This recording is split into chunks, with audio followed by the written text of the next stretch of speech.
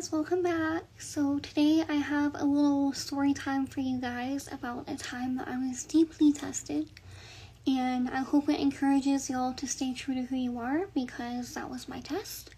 This was a while back, but it really stuck with me because I am so happy that I made the decision that I did. So I was dating a guy. He was Colombian. We're going to call him Amir. Okay. And he was a good bit older than me. And we clicked pretty well on the first date. And we started dating. And he treated me very well. He was always bringing me flowers and spoiling me. And just being a good partner.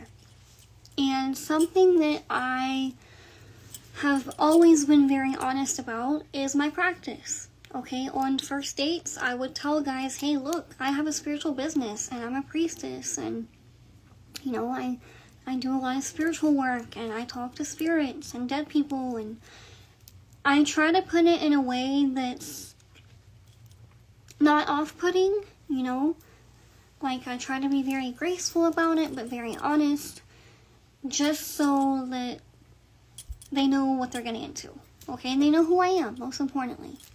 That way, if it scares them off, no harm, no foul, it's the first date, whatever, right?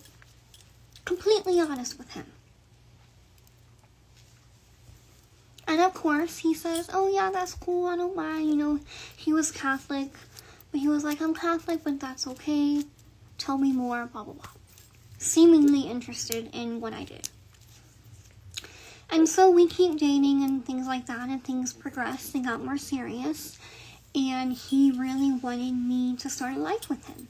He wanted me to move in with him, get engaged, get married, have babies, the whole nine, and just settle down. But he gave me an ultimatum. He told me that I needed to give up my spirits, and that he wanted me to start going to church with him.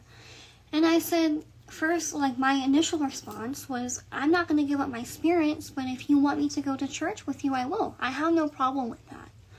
I can still do that as a yaya, as a palera. There's nothing stopping me from going to church. I do believe in Jesus. I do believe that Jesus works miracles, and he is an ascended master. I just don't follow him. I'm not devoted to him. Okay? But I still respect the faith. And, that wasn't good enough. He told me that I could not go to church with him until and unless I gave up my spirits. And I said no. I said, you knew what this was when you met me. Okay. You knew the lifestyle that I have. You knew the path that I walked, and you chose to continue dating me anyway. But what happened, and I see this a lot with women in relationships, especially women that want to get married and they want children and they want these serious things, a lot of men will try to use that against you in some way. It's very sick, it's very fucked up, because these are very natural, very real things to want. Okay, it's natural to want to settle down, it's natural to want to have a partner, and it's definitely natural to want to have kids. Okay? He thought that because I wanted those things so much, that I would almost have a scarcity mindset and think oh, well, I want these things, and if I don't comply with him, I'm going to lose him, and I'm not going to have those things. And he knew better.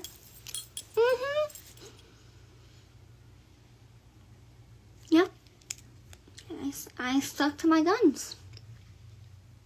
And you guys, I cannot express how glad I am that I made that decision. And my spirits rewarded me. A lot of blessings came to me in my life after I made that decision. And of course, we broke up. I broke up with him because you wanted to change me. And I was honest about who I was from day one, but you were not. Because at this point, you are telling me that you are a controlling asshole that does not accept me for who I am. And He's no longer in my life, but my spirits are.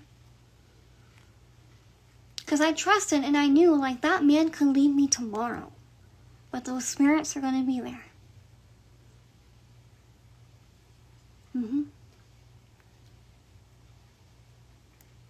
And he even wanted me to give up my Volvida.